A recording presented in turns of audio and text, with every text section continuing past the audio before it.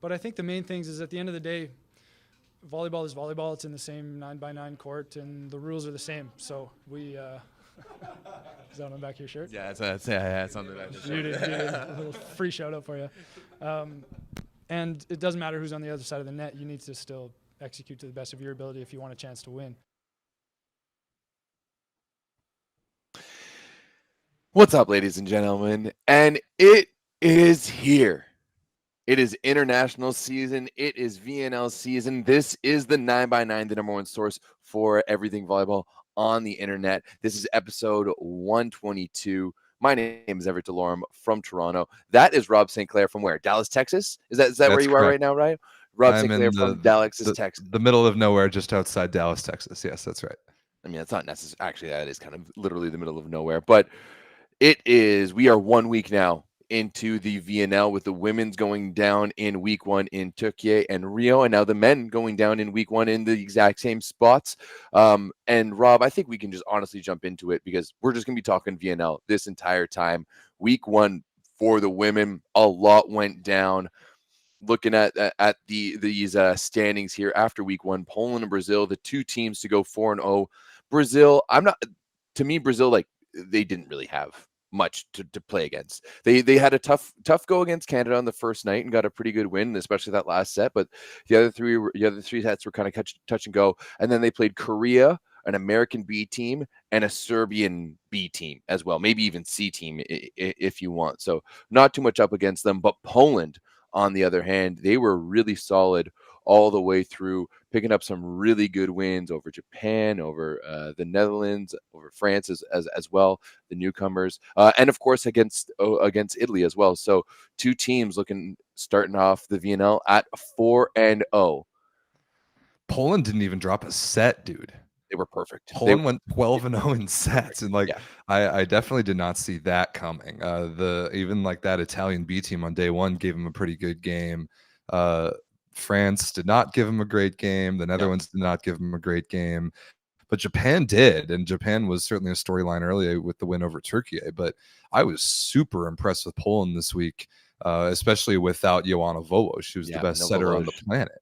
So they're getting all this done in week one without her. And I know it's week one. It's week one for everybody, and there are a lot of teams that are going to look pretty darn different by week three, or those that make the playoffs. So it will definitely look different than they do right now, but all the matches count the same in terms of preliminary round standings and in terms of the Olympic race, which we'll certainly talk about, because there was a lot of movement in the Olympic rankings. And right beneath those two teams, Everett, that went 4-0, there are two teams, or there are a couple teams, but very notably 3-1, gaining almost 25 points and moving in to currently the last spot in the Olympic Games is the Maple Volleys women. I am sure that you have a rant that you want to go on, Mr. Delorme, and I'm going to tee you up for it, because after that loss to Brazil on day one, including an embarrassing showing in the fourth set, because that fourth set was not good. The fourth set was not good. However, that game could have been a 3-dong. That game could have been a 3-dong for Canada. Don't worry, we'll get to it. Okay. After that, Canada was absolutely brilliant. They were absolutely brilliant. They handled the Dominican Republic. They beat China 3-1. Got a massive bump in the points through that. And then what was the last one? Thailand. Yeah, good. Take care of Thailand. Get a couple free points for that as well. We'll certainly talk about one very notable Thailand game. But as far as Canada goes, clearly the big winners of week number one VNL on the women's side, Everett, go off about how proud I'm sure you are about Shannon Windsor's team. I mean, I think you just said it right there. This is Shannon Windsor's team. And before we talk about anyone else, I think we need to give a shout out to Shannon Windsor. This is someone who I don't necessarily want to. I don't even want to talk about the fact that she is the only female coach in volleyball, in all of women's volleyball, on the international stage in the VNL, and the way this team has reacted after being together for only a few days before the beginning of VNL, the way they have come out and set their sights on their goal from week one. That was the best week I've ever seen from the Team Canada women at VNL.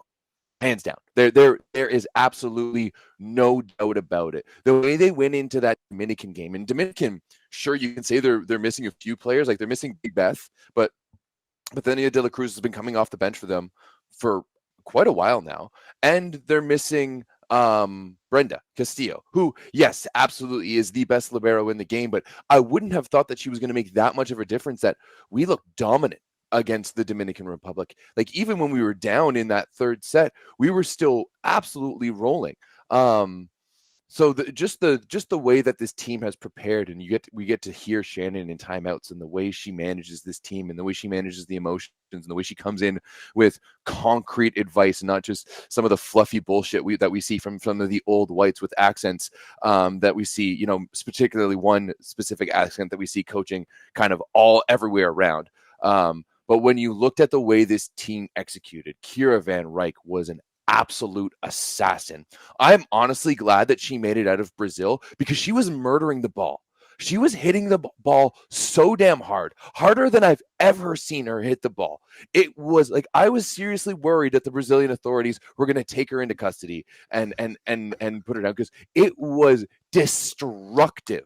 That's the only way that I could describe Kira Van Ryk in week number 1, is that she was destructive. The way she was serving the ball, the way she was hitting the ball, and the way she was digging the ball. She was second. She finished second in most overall digs in week number 1 with 53. That is absolute insanity. That is a player who wants to play in Paris, and the rest of Team Canada. Like, I could go on for days about this, how this team played as a team. Sure, Kira led the way with all the points. Alexa is also in the top 5 of scoring. That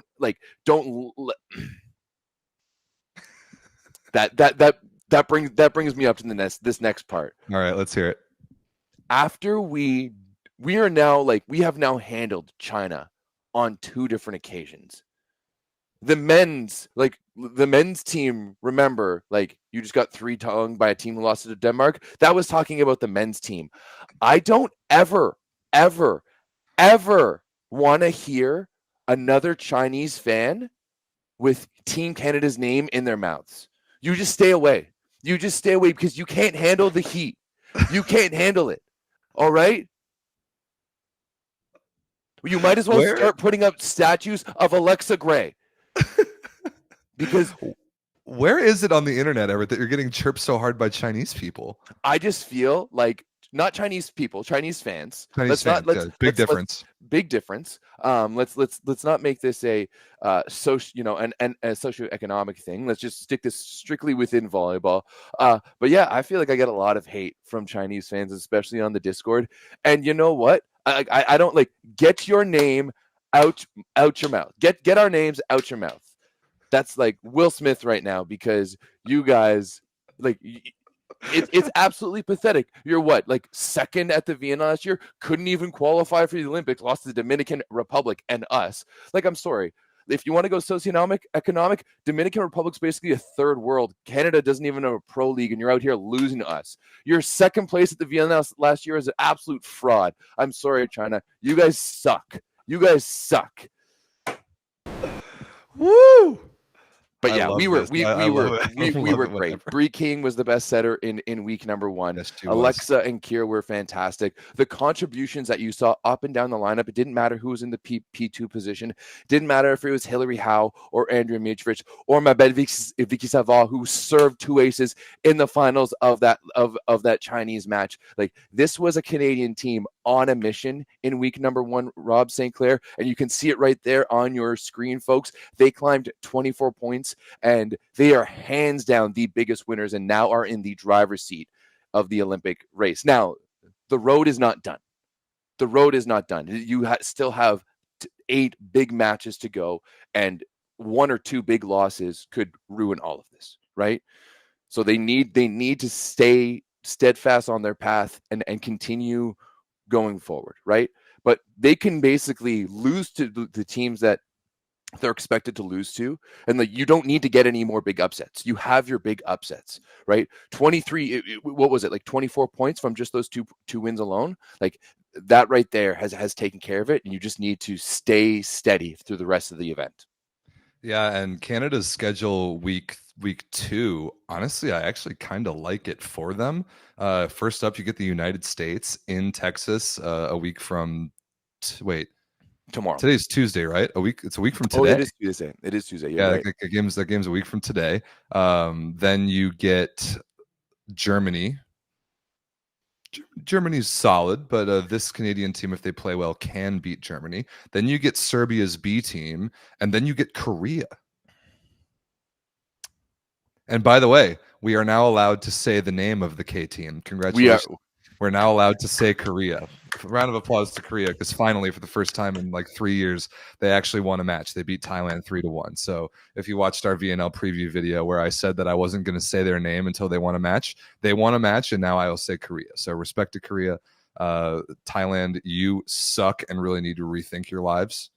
But anyway, congrats to Korea. Back to Canada. You've got a real chance to take a commanding hold of that last Olympic spot, depending on what the Netherlands does in week 2 as well. Because as you see, the Dutch didn't do anything great or terrible. They lost just 1.2 points, basically stayed there. But when you're chasing down an Olympic spot, you've got to make huge moves. You just have to.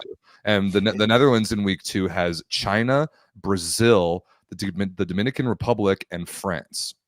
France is the only relatively easy game in that group. So it doesn't get any easier for them either. Like, you're going to have 2 teams that are wanting to kind of get their groove back in China and Dominican Republic after having lost to us, right? You're going to have a Brazilian team. And like, even though week 1 was pretty easy for the Brazilian team, when you look at that roster, when you have Ana Cristina and Gabby and Rosa Maria and their way they're all working together, like that is a good looking roster right now. They did have it easy in week number 1. But that is a very, very good looking roster for Brazil right now. So you know that, like, especially Dominican has that those long-term goals. We're assuming that Brenda Castillo is going to be join the roster in week number 2, and that's just going to really help solidify their serve receive, and that's really where kind of things start to break down for them mostly. So that's going to be another tough one. And also with China too, like China is really going to need to bounce back after, like, they were all right, but losing to Canada like that is one that they should definitely be reassessing and trying to figure some things out. Yeah, I think that's a good point. And you talked about the Dominican Republic. You talked about a couple of those teams kind of just figuring themselves out week 1. I mean, it's VNL week 1. That's going to happen to a lot of teams. And as you see here, this is the world ranking change for all the teams, not just the teams that haven't qualified for the Olympics yet. Because remember, we were this is important to point out. We were talking about this in the Discord the other day. The world ranking matters. Your world rank, the only team in the world that the world ranking does not matter for is France. Nice. Yeah. They're going to be A1 in pool 1. As far as the Olympic draw is concerned, France is number 1 in pool A on both sides, no matter what, because they're the hosts. Every other team, even if they're already qualified, their world ranking still matters. So it is going to be worthwhile to continue to track world ranking movement the entire tournament long. And obviously Canada, huge winners as they try to steal a spot. Poland, big winners. They got what is that, like 29 points from going 12-0 in sets? Like, that's insane. They're all the way up to 3rd in the world from 7th. That is a gigantic move without 4. I think it was 4 players that are likely to make their Olympic team, and like Stenzel, Rozhansky, Volosh, and one other one, maybe a middle. So they were awesome. Brazil, I agree with you. I thought Brazil looked excellent. It's kind of about time that we see their wing trio that we kind of expect, with Gabi and Ana Cristina on the left and Rosa Maria on the right. Yeah, and I'll be healthy. Like, it's been a while that we've seen those. Yeah, it's been I can't even remember the last time, to be perfectly honest. I'm not sure they have ever played together like that before, because remember how young Ana Cristina is. Like, she's really still coming up. Like, when she was playing at the World Championship in 22, I think the only action she got was on the right side. So they're this crew that they're falling into looks way better than I kind of expected Brazil to look, and that was a pleasant surprise. Also, we got a lot of feedback and just a lot of looks into how unbelievably good the Maracanazinho is. What an all-time awesome place to watch volleyball. Might be the number 1 all-time. Like, for indoor volleyball, it might be the pinnacle. It might be the greatest indoor volleyball arena of all time. And those like I was watching the USA game when our like I don't know, whatever you want to call that USA women's team that played week one. I'm not super worried about the results. We'll talk about them in a minute, but that crowd for that game, that USA at Brazil game, was absolutely electrifying. I wished so badly that I was there. Amazing. Yeah. I've heard like back in the World League days too, Brazil used to hold their matches at like 10 a.m.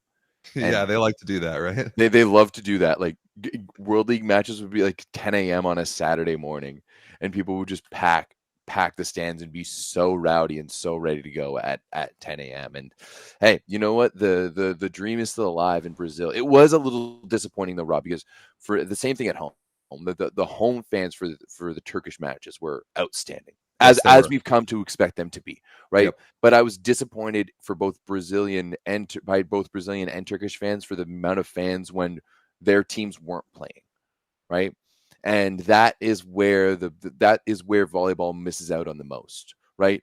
When you go to the World Cup or if there's a Euro, all the matches are sold out, right? Right. It doesn't matter if the host team or not. The host team matches are for sure harder to get, no doubt about it. But all matches are sold out, or basically, right? And that's where we see that there's that big, large disparity, right? Like China versus Japan, there's two top 10 teams with massive fan bases, and there wasn't even 1,000 people in there. You know, it felt like we were in Charleston. So, ouch. Yeah, I mean, wait, I have a comment about this. Where I am in Dallas right now, I'm in like the East Dallas suburbs. When I was driving back to my hotel today, there was a sign that says "Go straight for Dallas, go right towards Shreveport, Bossier City, Louisiana." Nice. I'm as close Nice. to that horrible place as I've ever been. I forgot about that meme. That's a good one. It's been a while now. Yeah, Two I saw years ago? signs to Shreveport, Louisiana. It brought back very bad memories. 2022? Yeah, 2022. Speaking of horrendous crowds. Anyway, yeah, Turkey, I don't have that many thoughts about them, even though they didn't have a great week. They lost to Japan. They had their whole team there. I don't love that, but I think we can kind of give just about every team in week one the grace period of it being week one. If they continue to look that rough in starting week two with another week of training and whatever, then I think we might start having concerns. But they did lose 16 world ranking points and are no longer like look at how much of a cushion they had at number one in the world going into the tournament. They were up 45 points. Now they're up by 9. That's a big shift. I mean, Turkey, it was a bit of an iffy weekend for them. Going 2-2 is definitely not what you were expecting. Losing Japan the way they did, okay. I thought Japan played a fantastic game. Like Yes, for me, it was all more about what Japan did in that match than what Turkey did on the other side. Turkey just wasn't able to put on that pressure, and they were just missing something. I honestly couldn't put my finger on it directly. However, Japan on the other side in that one was lights out. And you know, that one was with one without even Seki setting most of the time. They went with Awagasi, or sorry. Iwasaki, right? Iwasaki, yeah. Iwasaki for most of it, but Koga was lights out with 31 points. Ishikawa was really good with 20. Like, you knew things were going to be interesting for Turkey because Evgen, I've never even heard of Tugba Evgen before this match, but she led them in scoring from this one. I had to look her up in this one. But yeah, ultimately, I just thought that Japan played outstanding defense. They played outstanding defense throughout this one, and Koga was absolutely automatic. And I thought they deserved that. This Japanese team has been together since basically the end of February, right? So they have been training and they have been together as a unit, and it very much felt like watching that game that this was a team that had been together and had kind of knew what was up and knew what to expect, as opposed to a team that was just kind of getting pieces back together. And you have Santarelli trying to get them back all on the same page. Remember, this is the way Turkey started the last VNL too, right? They started out pretty slow last year around, if I remember correctly. So yeah, they did. That's a good point. I'm not all that surprised by this, as you're still coming back, and especially since they're only 1 year into Santarelli, they still don't have that identity really solidified, right? So they still need to figure all of that out in coming together. And then finally, once you look at who they're missing down in the middle, like No Gunesh and most importantly No Erdem, that's really where Turkey was missing out in week one. Yeah, I think that's a totally fair point. I think if Japan and Turkey were to play again, like maybe in the playoffs, or even if they happen to play in week 3, if the schedule broke that way, then it would be a different match, most certainly. But I mean, it sounds almost like a broken record to talk about how good. What was that? Sorry. Evgen is Sinoglu. Yeah, that makes so much more Shinolu, sense. right? She got married and changed her name. Yeah, that makes. I so thought much so, more but sense. I wasn't totally certain about that. Okay. I was blown away by Japan's defense as usual. That's just a classic thing to be impressed by when watching a Japan game. But the coolest part about it was all 7 players. Yeah, it was all like 9 players or however many saw like decently significant action. They're middle blockers, backcourt defense, both like Yamada, Watanabe, and whoever came off the bench in the 5th, Araki, I think. Like those backcourt defenders, after they would serve, would be some of the better backcourt defenders on any other team in the world. Like the total buy-in from every single player on that Japanese team to dig balls makes them so difficult to beat. And what I would really like to see again, just because it would kind of it would help solidify what the matchup actually means, is if Melissa Vargas were played against Japan again, how would she adjust? Because she was horrendous in this match. She was really not good, and you know what? Bad. I thought that they should have gone with Karakurt more. I really did. I thought Karakurt was better. She brought in more energy, and once again, they were bringing her on the right. Right, like they weren't bringing her on the left like they were last year. They were bringing her on the right in place of like either a double sub or a place of Melissa Vargas. I would have liked to see Karakurt kind of just like get straight up put in there, but they decided to go for Vargas to kind of start all the way through that one, and it kind of makes sense. Like you've got a long-term outlook if you're Daniele Santarelli right now. Match 1 of the VNL, as much as it is would be nice to be able to get that at home. It really doesn't matter in terms of the long. Like no one's going to remember it come Paris. No, not at all. Yeah, it's week 1, of course. We got to temper our expectations ever so slightly with just that sort of context for every game. But when you kind of see the body of work that every team put together for the week, you start to figure some stuff out. And another team that I was pretty impressed by, went 3-1, is Italy's B team. Mm-hmm. Italy's B team was awfully good. I was super impressed. I mean, I shouldn't say B team. They had a Katarina Antropova, who is an absolute star.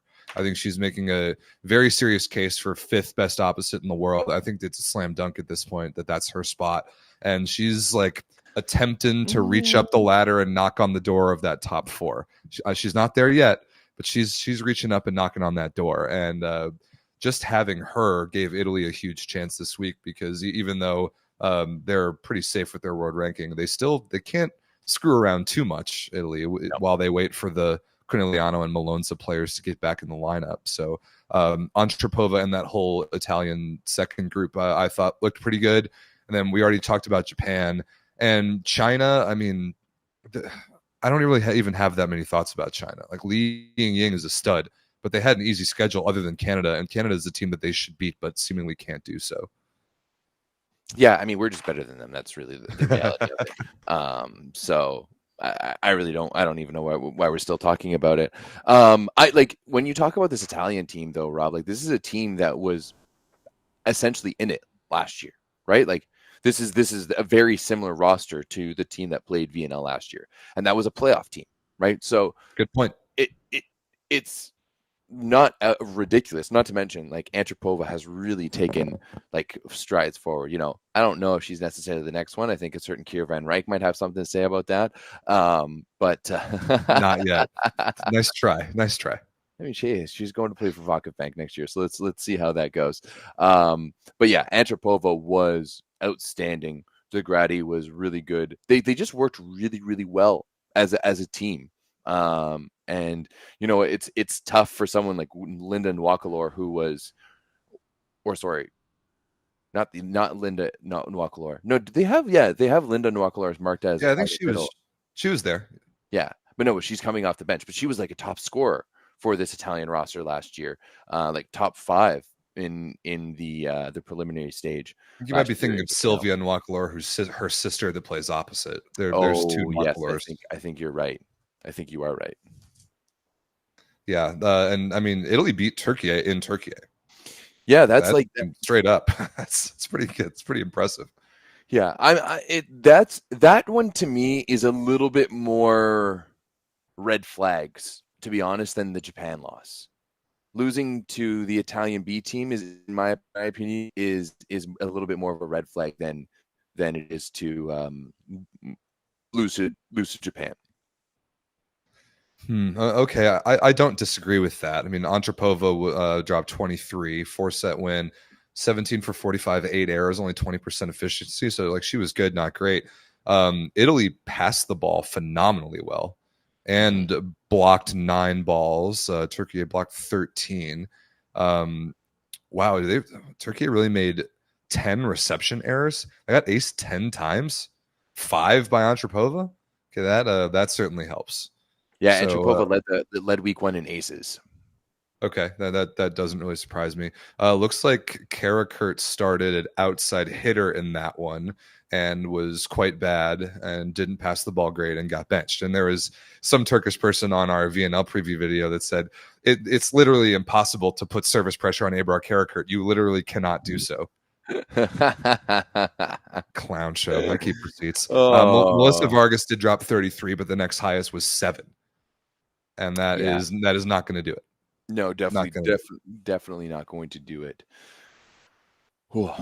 That was the highest individual performance in week 1, I think, right? Did anyone else get over 30? No, I don't think so. Yeah, man, 33. 33 is a big number. Let me check. While you're checking that, I want to talk about the United States a little bit because we brought quite an interesting team and learned. I think we learned a little bit. I don't know if we learned that much.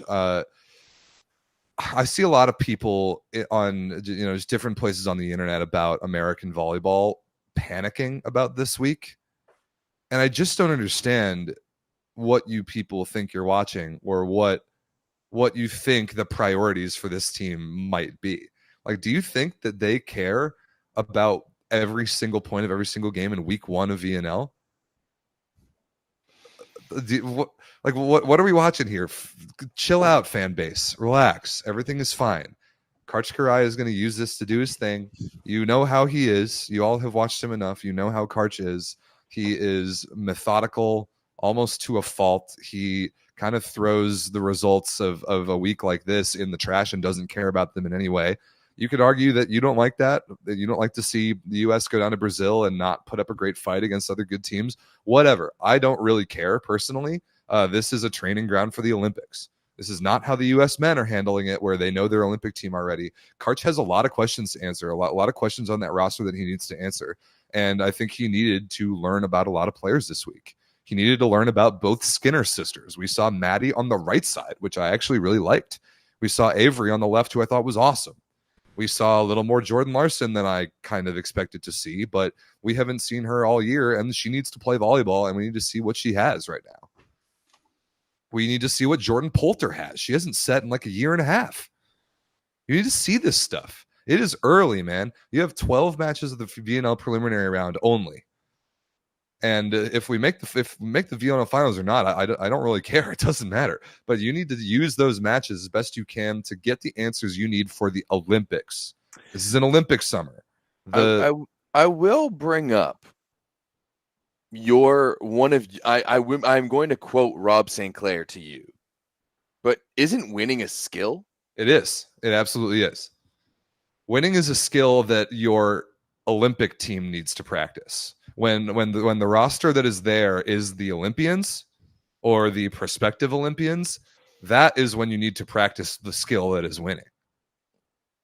When you have a jumbled group of athletes that in all likelihood would never see the court, not only individually but especially together in an Olympic context, winning is like practicing the skill of winning is secondary. You need to practice like figuring it out individually, figuring it out as a team, connecting with setters, connecting with your reception teammates. Like, there are other things that you need to figure out with a roster configuration like this, more so than the result.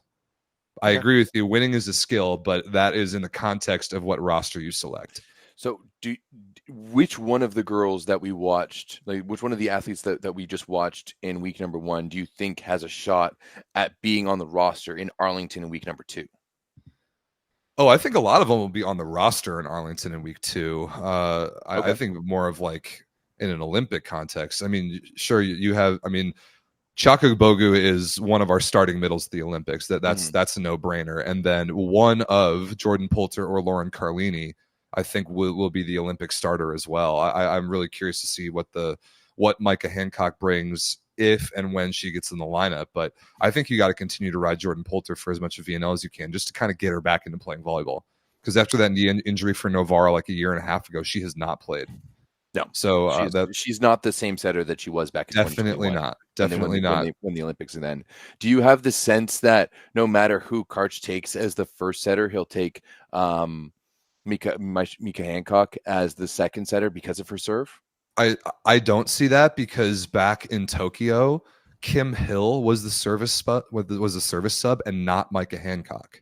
Okay. Which I didn't really understand at the time. They tried to use a 6-2 and wanted to keep her available to do that. But there, even a lot of the summer last year, Micah Hancock was float serving for the national team. Okay. And I disagree with that choice, because her left-handed hook spin serve is one of the nastiest weapons in women's volleyball. But no, I don't think the secondary setter position is a lock by any means. I think it's a total coin flip between Carlini and Hancock. But I was impressed by both Skinners. Okay. I was really impressed by both Skinners, and especially both of them having ties to the state of Texas, like Avery at Baylor and Maddie at Texas at UT. I wouldn't be surprised to see either or both of them on the roster next week, like playing real minutes. Okay. Fair enough. But who do you think will be added to the roster next week? If we just want to automatically look, like, do we think, like, we're looking at Plummer, Kelsey Robinson Cook, Jordan Thompson, Annie Drews, I would assume. Yeah. Dana Retke, Haley Washington, I would assume.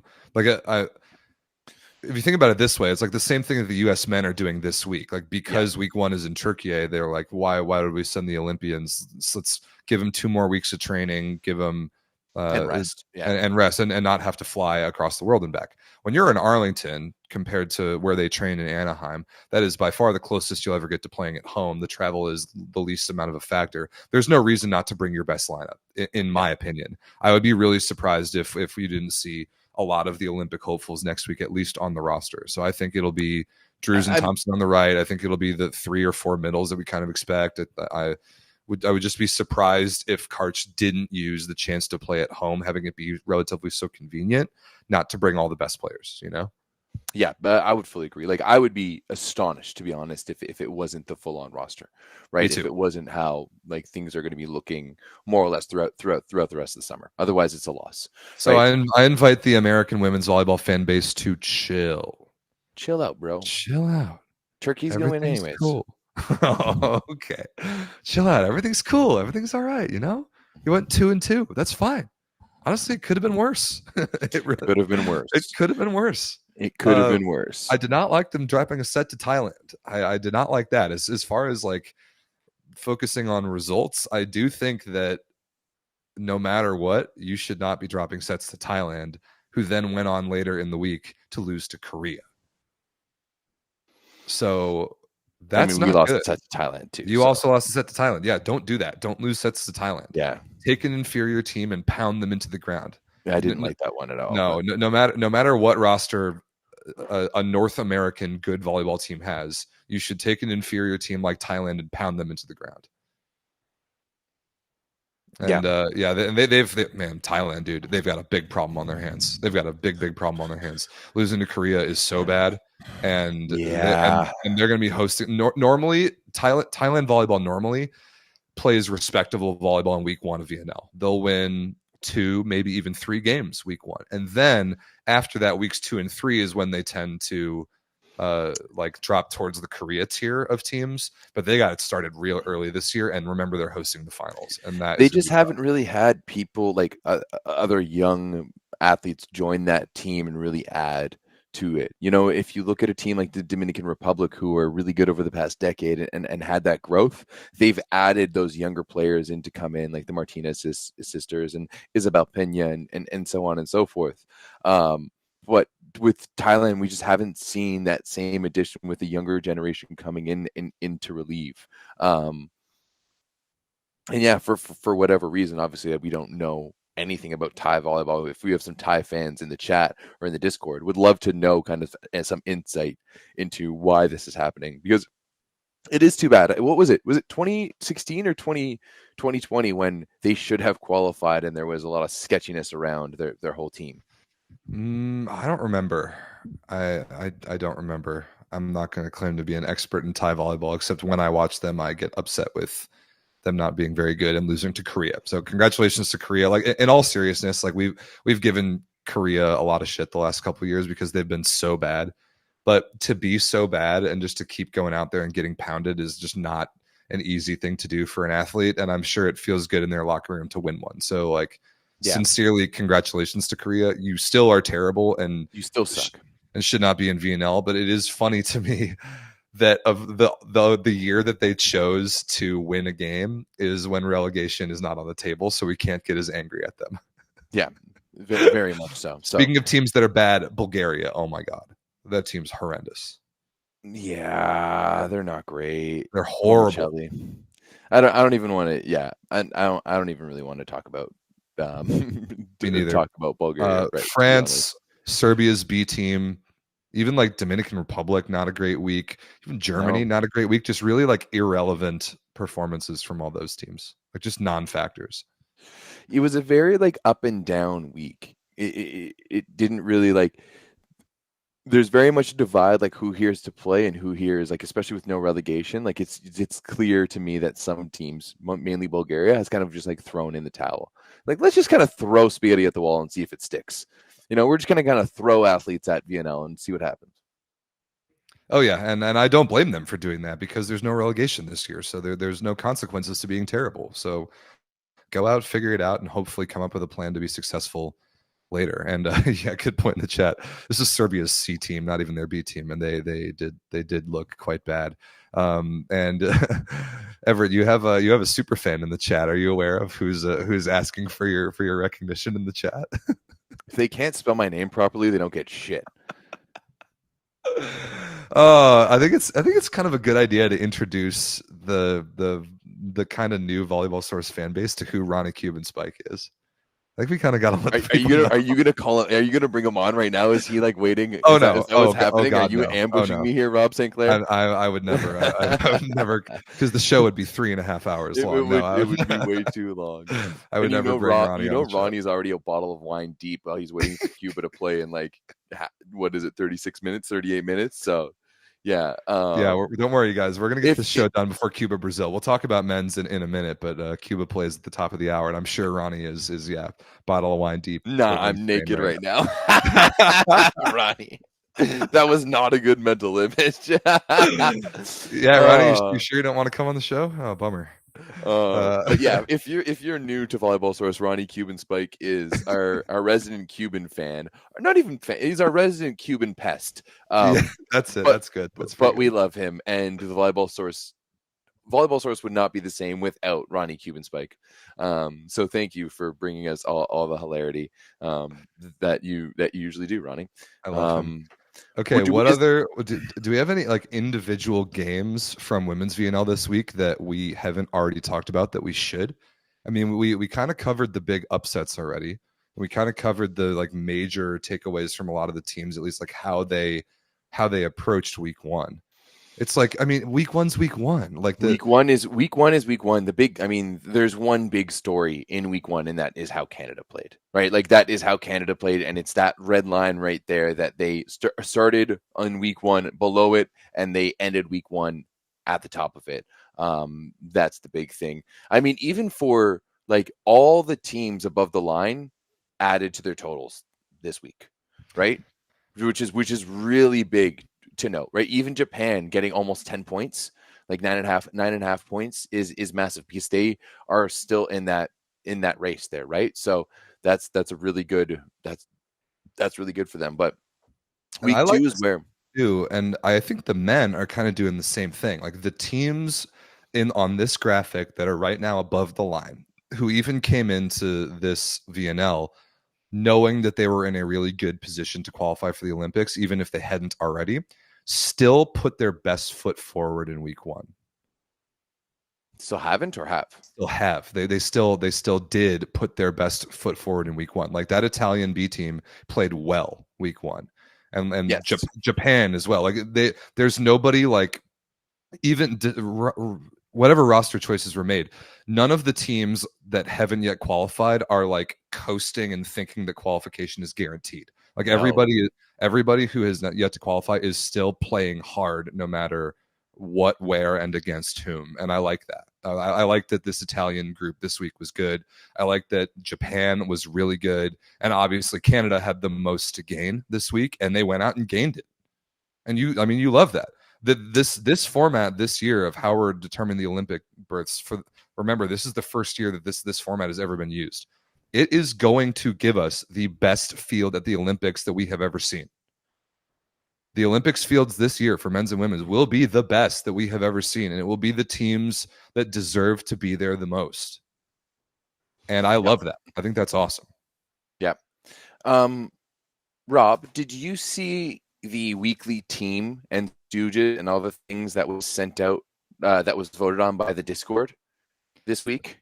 No, I didn't. I wish I had. I need to get with Sorry, our I apologize. I meant to send it to you, and I completely forgot. Where well, did I? if you wanted to end up in the show, it's got to be sent to me long in advance. But I do know Yeah. that it is a good time to plug the Volleyball Sos Discord because it's been popping off in membership. But we also did a nice, long overdue reorganizing of it and restructuring some of the channels.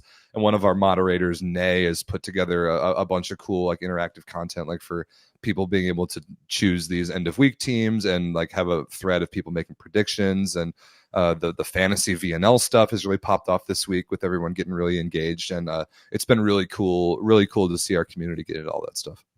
Okay, I'm just want to read out what our community Discord thought about number one. So once again, if you're not a part of the Volleyball Discord, make sure you become part of it. And we can post this on our Instagram as well. But this was voted once again by the Instagram, and it wasn't even done by me. Big shout out to Rodman's Hair, who's one of our members at Turkey, for leading the charge in this. So team of the week was overall Poland, going 4-0. We agreed the best one. Good choice.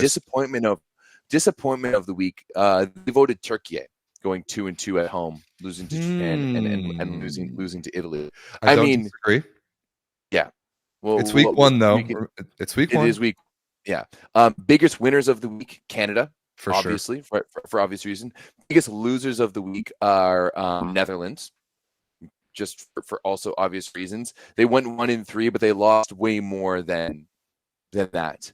No, they went 2-2, but still weren't.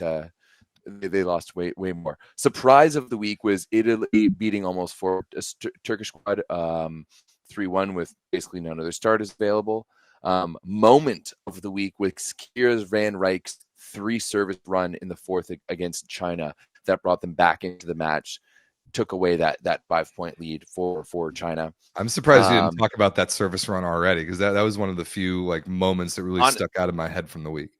Honestly, yeah, I was real jazzed up when we were talking about these individual games, and there's a lot of things now that I wish I would have talked about that I didn't. But it's too late. It's too late. So hey, I need never to be better. This is our show. We can do whatever we want. I guess that's. I mean, that whole serving run, like, and it started, I think, with like Jasmine White, and then it went on to Kira, and then ended with Vicky Savall. Like, it really changed that fourth set. Right. And I thought, like, we were down, it was like 19-14. Like, I thought we were going to a fifth. I thought that was really the case, but just everything changed at that moment. I thought Jasmine White was fantastic for Canada down the middle. as kind of being one of those question mark players. She got 2 massive blocks against the Dominican in the third set to really seal the deal, and getting the big 3-0, like the 3-0 against the Dominican with those big 13 points was understated. So that was huge. And yeah, once again, it was a great week by Team Canada. Match of the week was Japan versus Turkey, which I fully agree. That was an outstanding match, and I don't even think Turkey necessarily played that bad, but Japan played fantastic, which everyone who knows me and knows how racist I am towards Japanese players, so we know how surprising me saying that is. And then finally, joke, people, obviously that's a joke. Very, very much a joke. It's memeing the idiot commenters who call us racist when we talk down on teams from different parts of the world, which makes no sense. Not even teams, but players, specific players. When you say that someone isn't specifically an all-star, everything goes loose. Stooge of the week, Daniele Santarelli. What? Yeah. Oh, dude, I don't know. You missed out on the Discord, but like there is like it's like grab your torches and pitchforks and we're going after Daniele Santarelli. That's why it was so funny that you posted on your Instagram today. Like, no doubt he's the best coach in the world. Bro, you should go back through some of our like FIVBW chats in the Discord and see what some of our Turkish fans, the slanderous things our Turkish fans have been saying. What? No. Yeah. No. So this is the same group of Turkish people that when we were doing our end of season club season recognitions tried to put Stefano Lavarini for Stooge of the Year, even though he literally won the title for Fenerbahce. Yes. So this is what are we talking about here? We may have to keep some of our like an aggregate of Turkish votes. What are we talking about here? They are so critical of the best. You're calling a man a stooge less than a month after he wins a Champions League? And an Italian league. It's week one. Figure it out. Oh my goodness. Fine. If you don't want Daniele Santarelli, you know what? Fine. Get rid of him. I know a lot of other national teams in the world that would be really, real happy if Daniele Santarelli became a free agent. Unbelievable. Yeah. All right, Rob. Then to wrap it up here for the team of the week, setter Roberta Ratsky from Brazil. Which, okay, interesting choice. Outside hitter 1, Gabby. Yep, sure. She's the best player. She's still the best left foot in the world. Yeah, but she wasn't that fantastic in week number 1. Right, especially against the teams that they were playing. Like, I'm sorry. That is fair. They played USA B, Serbia B, Korea. Yeah, that's fair. She played lesser competition. Gabby shouldn't be in there. Middle blocker 1 was Korneluk, of course, Lethal Barbie. We love her. She's the best. She led everything in blocks. Wang Yuan, I hope I said that properly, was our middle blocker number 2 from China. Oh, okay. The kind of the secondary Chinese middleman. Everyone talks about Wang Jinwei, but let me look at the block stats. Yeah. Wang 12 blocks. Wow, that's pretty solid.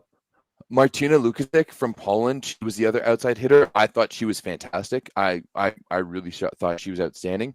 Personally, I thought it should be Lukasic and Ray, but hey, you know what? I'm a little bit biased on that one. Kira Van Rijk was the opposite on the team.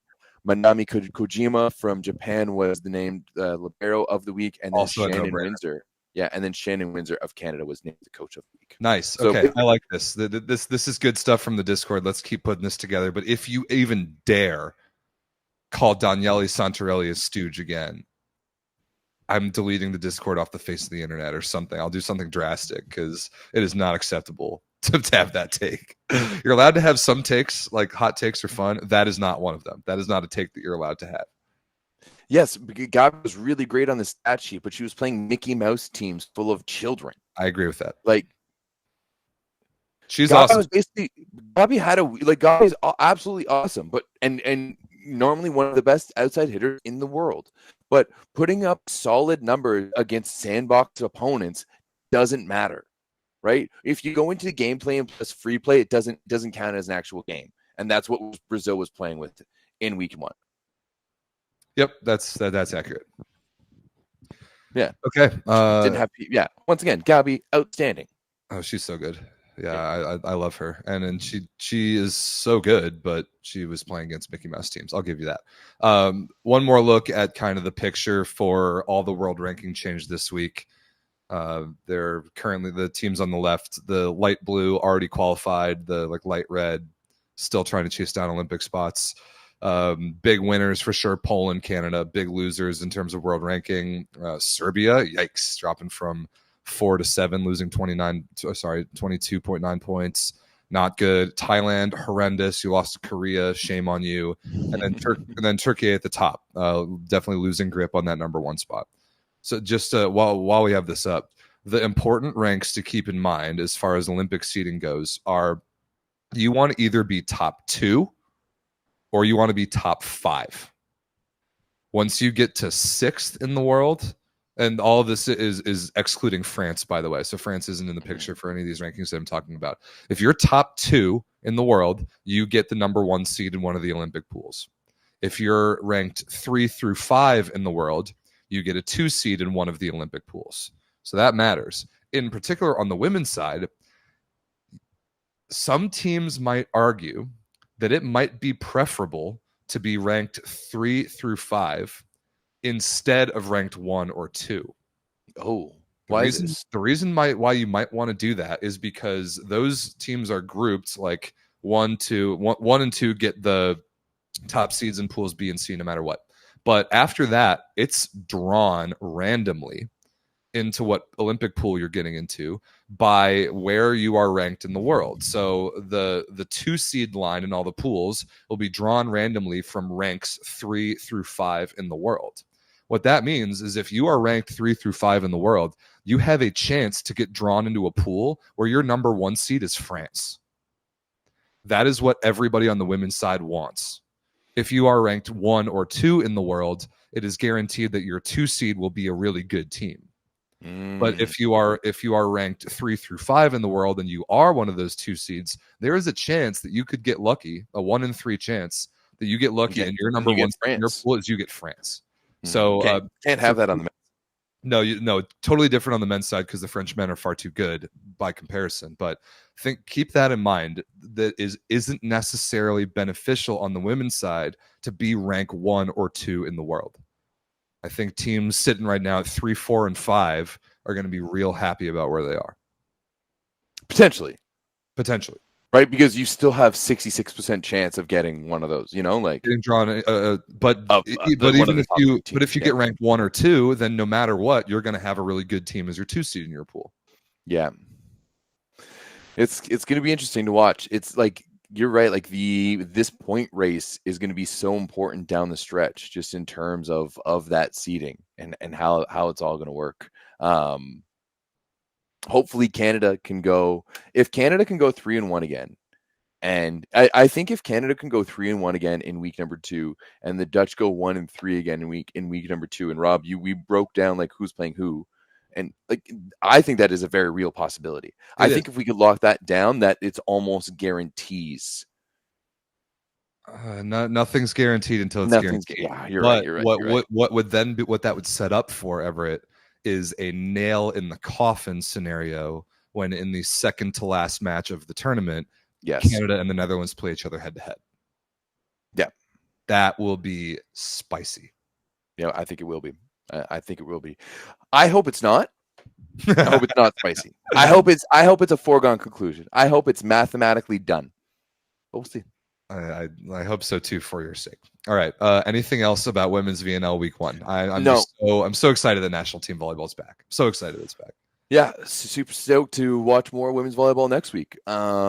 Week 1 was really good. Week 2 is going to be even better once all the stars start coming back, and once you start seeing the rosters really come out. That's when like week number 2. Are we going to have Italy's roster at all? I hope so. We must. Week number 2 for the women, 1 week is going to be going down in Arlington, Texas. The other one will be going on Macau, in China. Macau, China, exactly. So yeah, Everett, are we allowed to tell people our scheduling note for next week yet? Or no. No. Okay, we're not going to do that. It'll be a surprise, if anything. All right, let's move on because we've got about a little over 20 minutes until there's more VNL matches to watch. Brazil versus Cuba on the men's side. Before we get to some more stuff, Everett, speaking of things that are spicy, it's a nice T-shirt you got over there. Yeah, I'm currently sweating through it because it's hot as balls right now in Toronto. Like, it's May. It's May 21st. It shouldn't be 34 degrees. I don't know what that is in freedom units. Okay, all you Americans are gonna have to figure it out. But it's hot. It's hot. This is Toronto. I would die on the hill that freedom units, especially in temperature, are far and away the better system of using in everyday life. That's a debate for later. I can tell you right now that earlier today my house was at 83. I don't know why. My house is at Fahrenheit and outside is 83 is unlivably hot. When this is why I couldn't record things with you earlier, Rob, because I finished the Team Canada game and realized that my house was at 83 and I needed to get out of the house because it was far too hot to be upstairs sitting at the computer. Whoa. Yeah, that is ridiculous. But speaking of things that are hot, if you want to look hot, if you want to look spicy, you should hit up that volleyballstore.com. You got the better one on. I do. Yeah, this is a great one. I've got the spicy volleyball logo way down here as part of the 9x9 squared look. You can get all that. If you use the code SPICY, all caps, you can get 15% off your whole order. We want to see you all wearing gear this VNL. Wherever you are in the world, we again encourage you to put your butt in seats at VNL games. Get there. Go watch live. It's the best experience you'll ever have watching sports, and we want you to do so wearing our stuff. So absolutely, hit that promo code. And another one of the things that you can get, it's the Where's Daddy collection. I'm so excited to get to introduce kind of a new crop of viewers that we get every national team summer to Daddy Stankovic. I love introducing people to Daddy because just look at him. He is a beautiful man. Oh, God, he's the best. So if you want to play a little game, that's our favorite segment, you can participate in Where's Daddy. And if that's when we hide this man here, Daddy Stankovic, somewhere in our show, and you have to try and find him. You have to sometimes look really hard, sometimes not look very hard at all. But what you do is you keep an eye out for Daddy Stankovic and you comment in the main YouTube comment section the timestamp of where in the show he is. And so last week on the show, we were previewing Women's VNL Week 1. We were talking about what teams were where. And if you look closely, one of those flag logos doesn't quite look right. And if you look a little more closely, it looks great to me. It looks great to me. If you look real closely, just thinly veiled behind the Polish flag is none other than Daddy Stankovic himself. So a lot of you guys found Daddy. Bedola79 found him first. I think we know exactly who that is. ALPCFC found Daddy as well. Daddy on the Polish flag. Koibui 4300 found him. Paul is awesome found him. So we very much appreciate all of your participation in the Where's Daddy segment. How did Daddy get Polish citizenship, says Kenny Diaper. Great question. He's gotten a lot of citizenships recently. Yeah, Daddy's been all over the place. He has been all over the place. Ooh, Jackson Jr. says, I was watching some London 2012 matches. Daddy was there and played great. Well, yeah, obviously. Well, that's vintage Daddy. That was the last time the Serbian men were in the Olympics, by the way, which is kind of a crazy fact. Yep, they were real good in 2016, but did not qualify. And they haven't been as good since. Isn't that crazy? The Serbian men haven't been in since 2012. Yeah, it is kind of crazy, but I also remember what happened in 2016, like in their qualifying. Like, it wasn't great for them. Yeah, it wasn't great. Then they went out and won the World League that year. That it was the Olympic year, and then they didn't qualify. Anyway, if you like Daddy Stankovic, keep an eye out for him in this show and comment the timestamp of where he is. And with that, I think there are only a couple more things to talk about. The first and most obvious is that it's men's VNL time. It's time in the exact two same spots in the world, which I love. I love that they're just keeping it in Antalya and Rio. I think that's fantastic. It's time for men's VNL, and Everett and I's full VNL preview will be out very soon, certainly by tomorrow. But there are matches that have already happened. There are already 3 matches in the books. There's one coming up in about 20 minutes. In Antalya, you've got Turkey, France, Poland, the Netherlands, the United States, Canada, Slovenia, and Bulgaria. Down in Rio, you've got Brazil, Serbia, Italy, Iran, Argentina, Cuba, Japan, and Germany. So we got to quickly go over the games we saw today, right, Mr. Delorme? Yeah, I mean, we can definitely start with that. First and foremost, had a nice little matchup between Bulgaria and France. Bulgaria was actually a little better than I would have expected it. Simeon Nikolov, the Nikolov debut of Simeon Nikolov. can dish that butter. He's pretty smooth. I like what I'm seeing. France might have the worst jerseys. You really hate those, eh? I don't know why. Like just the all whites. It reminds me of. You know what it reminded me of is of. Like it never happened in my school because we didn't have a football team. When the football players would wear their jerseys, on like game days, to be like, yo, you were wearing like it. They just look like they had puffy shoulders. Yeah, I didn't like France's jerseys, but ultimately France was all over Bulgaria, and that one got a nice little 3-dong. And next up, we saw a welcome to the VNL moment, which I have been highly anticipating now for a good year, because after my Chinese fans who love to run their mouth in the Discord about my women's team, the Turkish fans have been running their mouths quite a bit ever since a certain world championship back in 2022. And you know what? You're welcome. That was bad. That was bad. That was bad. You are right. But you know what? Even a blind squirrel finds a nut sometimes, and that's exactly what happened to that Turkish team that day, because Team Canada didn't even play particularly well today. It took a 12-point fourth set performance from Stephen Marr to really seal the deal. I mean, Finn McCarthy in his first ever VNL match was leading the way for Team Canada in scoring up until that point. Sure, like this is how confident I was, Rob St. Clair. Set number 1, Canada gets off to a good start. Finn McCarthy, he was one of the top servers in the Champions League this year for Prague. I mean, you're going to have to learn his name. He's going to be playing alongside Leon at Lublin in the Plus Liga next year. But Finn McCarthy, this man had a debut. If I want to go into it real quick, this is a man who came onto the B team last year. He was on the B team 2 years ago, a little bit of questionable. And last year he showed up. Dan Lewis told me that they were so impressed by how much he had improved leading into that summer, and so much so that he was the captain of the B team, and he absolutely killed it for Prague this year as one of the best middles in the Czech league. But he was all over Turkey today, and Team Canada battled. Arthur Schwartz didn't have a great game. Xander Kaczynski, Kaczynski, as our commentator friends were calling him, he had his debut. Not a great debut. I didn't think it was terrible. He came in after Arthur was pretty bad at the beginning, and was able to put down, I think it was 6 or 7 points in that match. His efficiency wasn't great. I think he ended up with like 8% efficiency, but still good to see him going in there and being aggressive and taking some good swings. But ultimately, like, this is what happens to new teams in the VNL. The VNL is hard, right? Canada is a really good team. You guys have talked a lot of shit, and guess what? You're not good enough. You're not.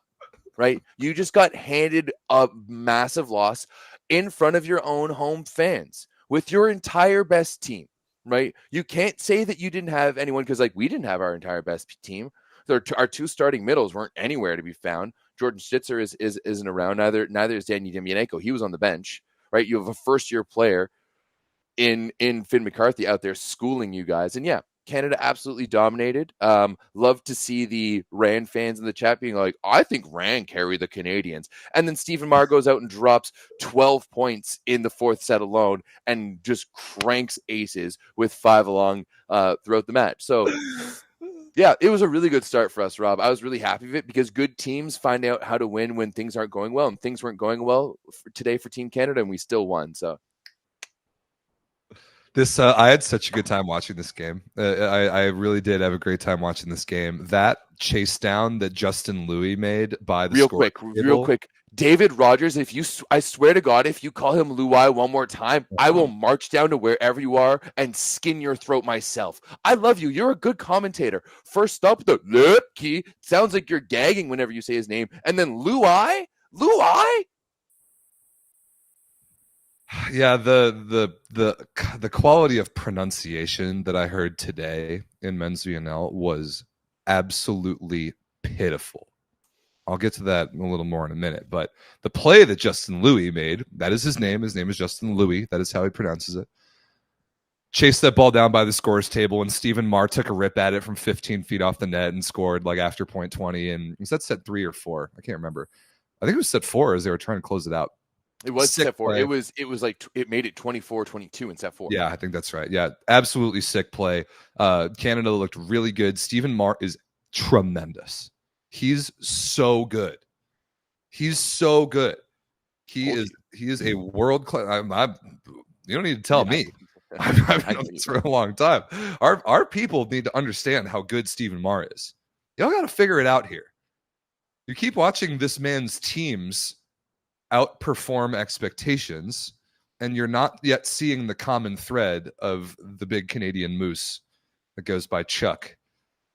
Stephen Marr is tremendous. Apparently he got 38 points in fantasy. That is ridiculous. So good for him. I was, though, very, very impressed by F.A. Mandaraja. He was good. Yeah. I'm telling you, the kid is the truth since 2021 Eurovolley. He's been hurt for a long time. He's going to be a big problem playing with Stephen Marr at Piacenza this year, Everett. Did you know that? I did know that. Yes. That will be interesting. I mean, overall, like I do think that this Polish team is pretty good, right? Or not Polish. Turkish team is pretty good. Like there is a possibility that Adis Lugumja is the best opposite in the world. Like he is. Wow, I would not go that far. I think he's definitely like to be one of the next big opposites, 100%. Like he is in that conversation. I don't know if there's like one guy necessarily right now. Like, do we have a number one opposite in the world in your mind? I think it's Namir still, but it's not. Who was the best opposite in the Superliga this year? Statistically, it was Teo 4. Efficiency-wise, I think it might have been Ryklitsky, but Lagumsha was better the first half of the year than he was the second. I mean, it's a toss-up. It's not at all like the women's game where there are 4 dominant opposites, and you have to have one in order to have a chance. Like, there are a lot of pretty darn good opposites, but no, like, we don't have a Clay Stanley in the world right now. We don't have an Ivan Milkovic in the world right now. But to me, like Lagumja is in that elite conversation. He is. He's really good. But like in a VNL game at home, you've got to be a little bit better than this. I mean, 17 points on 29% efficiency and 8 service errors is not good enough. No, it was not a great. It was a good performance from Lagumja early on, and like this is how confident I was in this match. Rob St. Clair is that we went down a little bit in set number 1, and I decided to have a nap. Because I was not worried at all that we were going to lose this game, right? Like we went down quite a bit in set number 1, but I've been there. I know what it is like to host World League or Nations League at home. And sometimes when you have a shittier team, you get really excited about yourself for a set, and then you end up losing the next 3 to Germany when you really shouldn't. That sounds intimately familiar. Yeah, except for this time, you guys got really excited about yourselves and then ended up losing to a better team in Canada. So yeah, like I straight up had a nap halfway through the first set because I was just like, you know what? Like this isn't going anywhere. Like I'm just gonna get frustrated watching this. Instead, like figure things out for sets number 2. You know, I woke up and it was like, I think it was like 3-2 in the second set. So I woke up right at the perfect time from my nap, and it was exactly what I needed. And we turned around and won thing. So yeah, that's how confident I was that we were going to beat Turkey, because when we were down like 7 points in the first, I had a nap. That's unbelievable. I did. You are right. On a larger scale, you're right. VNL is hard. VNL is hard. There are good teams in VNL, and you need to figure out how to win when you don't necessarily have it. Canada is a good team. They didn't really have it firing on all cylinders at every position. Their opposite position was definitely a problem. They're a good team. They figured it out. Turkey is a good team too, but they haven't had enough reps under the belt yet to figure that out. VNL is a different game, and they'll get there. They're good. They've got good talent, but the expectations of the Turkish fans for their men's team coming into this VNL were way too high. And I think you and I, Everett, saw that from a great distance and called out that their expectations should have been a lot lower, and through only one match against week 1, but we were right. It's really easy to come into a world championship and upset a team, right? Like you see it time and time again. Canada did it back in 2010 when we were like 27th in the world. We beat Serbia, right? Didn't even make it out of pool, but we beat Serbia. So yeah, like once again, I think this Turkish team is really good and they belong at this level. But like, don't make me laugh when you think you're going to come in up here and tell us what to do and bully us around. I mean, let's put it this way: your best coach is our old coach. Okay, so enough said. Going on to, I'm kind of on a roll today, aren't I? You are. Going on, I love this. going on to match number 3 from today. This one was another big one as Japan playing against Argentina. Now it was basically a home match for Japan in Brazil. Kind of like Japan was clearly the favorites is clearly the favorites right now in Japan, much in Japan in Brazil. Japan is the favorites in Brazil, much like Canada was last weekend. But Japan, without Ran Takahashi, without Ishikawa, they go out and get a 3-1 win over Argentina. And Argentina had the squad. They had the guys. They had Conte, Vincentine, Polonsky, DeCecco, Bruno, everyone you wanted. And Japan coming out with a massive 3-1 win to kick off their 2024 VNL.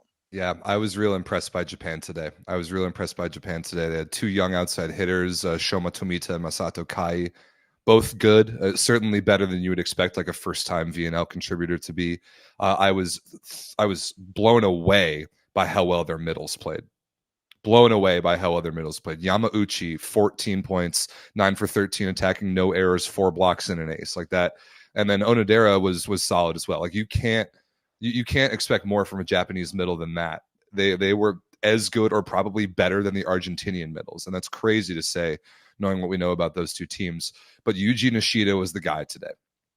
He was the guy. This was a classic Yuji Nishida match. Yes, like it was. This was just like up there, like beating up on Canada's C team at the World Cup in 2019 that you also hold so dear to your hearts. Dude, you really are on a roll today. All right. Argentina, not good enough, especially when you're not yet qualified. Japan is. Figure it out. I know it's week 1. It's the first match, whatever. I have a rant, a miniature rant. I'm going to try to keep this short as best I can. If you find yourself in the position where you are on the microphone calling an international volleyball game, one thing that I would really like you to do is a couple simple steps. Identify the 2 countries that are playing the match in front of you. Identify what languages are spoken in those 2 countries, and do a 30-second Google search on approximately how to pronounce things in those languages. Japanese and Spanish are phonetic languages. It should be so easy to pronounce all of these names. They're trivial. It is Miyaura, not Miaura. It is Yamauchi, not Yamauchi. He's the captain of the team. You can't say his name right. On the Argentinian side, I don't even know what they were saying for Vicentine, but it certainly wasn't that. And then the one that almost made me throw something, especially given who this player is, was Facundo Conte. Facundo Conte? What are we doing? Spanish is one of the easiest languages in the world to pronounce. It's almost as easy as Japanese. It's laughably unprofessional to not even bother. And then when the 2 commentators aren't even pronouncing them incorrectly the same way. It's one of the most basic things in the industry that you go over with your co-commentator, go down the list of names, make sure you're at least all pronouncing them the same, even if they're wrong. Figure it out. Have some respect for these players. It's unbelievable. Facundo.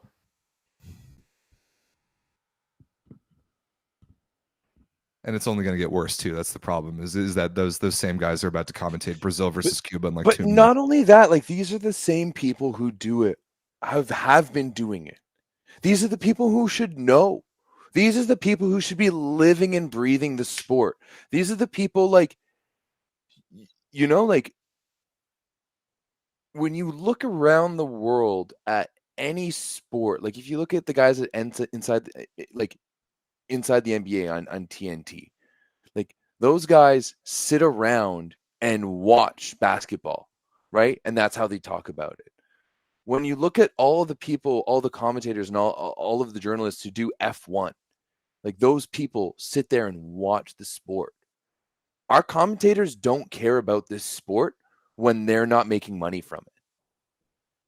And that's one of the biggest issues we have. When they aren't paid, they don't care.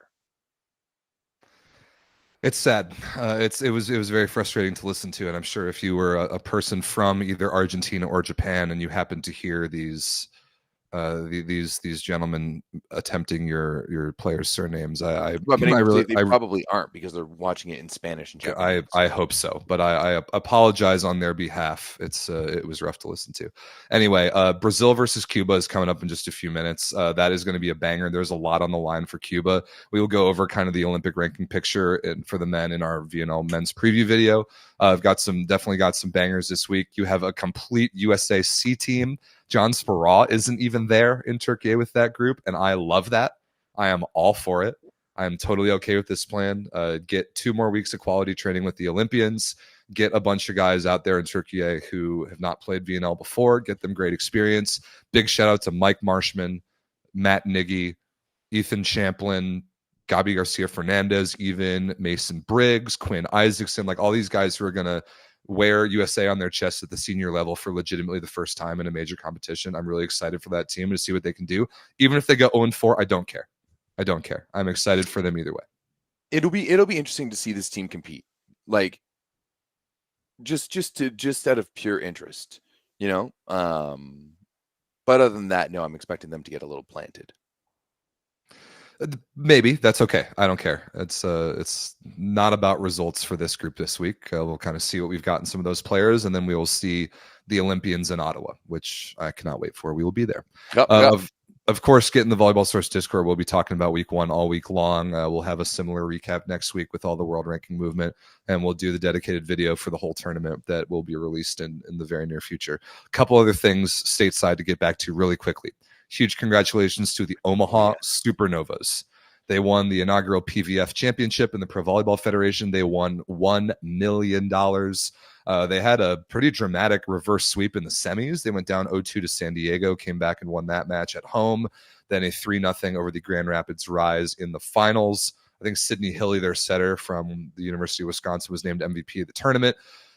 Great crowds, good production, pretty good volleyball, and the Pro Volleyball Federation's first season is done, and it sets up the stage for a super interesting remainder of this year in American volleyball. Really, really interesting. But Everett, you got any takes about this or not really?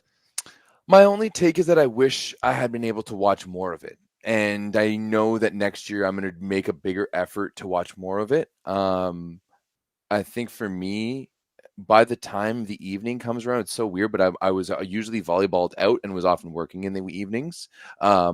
So I feel poorly that I didn't watch more because I felt like it deserved more. And you know, I need to be better. But ultimately, I love the fact that they made this happen. I like the fact that they made this work. You saw some fantastic games in the semifinal with an upset over Atlanta, and then this Omaha team coming in for the reverse sweep, which was awesome. It felt like this year was the first step into something big. And I don't know if it's necessarily going to be PVF in the long term, but I think that there was so many positives with everything that happened this year with the PVF that you can't help but be excited about what's to come. Yep, there's a lot of good movement, good momentum in American volleyball. There's a lot of ball being played, a lot of places, a lot of formats. It's good. And like Everett, I think you made this point, and it got me on it for a while, that basically every major American sports league was born out of competition. Every single one. Yeah. Every single professional sports league in the USA and Canada, North America, has some type of tumultuous beginning. And I've talked about this before. You've just got double the amount of people working in professional volleyball, and it's not only athletes learning how to be professionals in that space. Oh, it's everybody else. I think that everybody else is more important. Way more important. The athletes are going to come and do what they're going to do. We know volleyball is exciting. We know it's a it's an entertaining sport, but it's everything else that needs to go around it. And I would happily give the PVF a solid B+ for their first year. Sure. Yeah, I think that's fair. Yeah. Yeah. Well, there will be a lot of interesting stuff post Olympics, especially on the women's side. But speaking of like something in the vein of entities attempting to produce American professional volleyball, we had the VLA Cup over the weekend. This was a sick event. Everett, don't grin at me.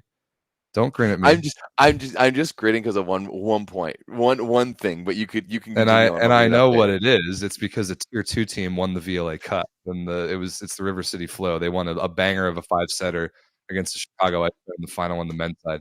Every match, like quarterfinals and on of this event was sick. The men's tournament at this event was so sick. We had 32 men's teams. Quarterfinals and on were all absolute bangers of games. Semis and finals were tremendous.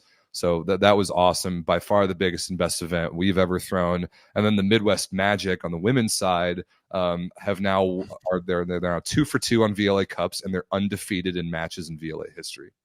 Team's really good. They're really they had 2 girls on this team that were playing Champions League this year. Oh damn! Who? Meg Wallowitz, who is the MVP. She was playing for Schwerin in the German league. Okay. And then Taylor Furcano is an opposite, was playing for Béziers. Maybe they weren't in Champions League this year, but they were in some like high CUV competition. And then this girl, Mikhail Willman, number 8, is a superstar. She's got I would argue maybe an international caliber jump spin serve. Like she's an absolute monster. So a ton of sick ball played up in Madison. They have an amazing facility that League One actually owns. So I learned some things. I learned some things about some more things about the the very interesting landscape in American volleyball, including where the VLA fits in. So there's a lot going on. It's good. It's a good time to be an American volleyball fan, and including both of our national teams making Olympic runs. And there's just a lot going on. And whatever it is, we're going to cover it here on this show. But for now, Everett, we just got a message in the chat that says Robert Landy Simone is playing in VNL for the first time ever right at this very moment. And I think we got to go watch that. Respect to a legend. Ronnie, here, this is your shout out. We love Robert Landy Simone. He is the man. Enjoy all. I want Cuba to qualify because I want to see Robert Landy Simone play. Completely agree. We will we'll go over that all in our VNL video that will come out very, very soon. But we love you guys. Thank you all for joining us. Thanks for dealing with our little adjusted schedule today, sandwiching the show between games. Join the Volleyball Source Discord. Do we have any other reminders for the people? No, I think that's it. Let's go watch Cuba beat up on Brazil. Peace. Bye.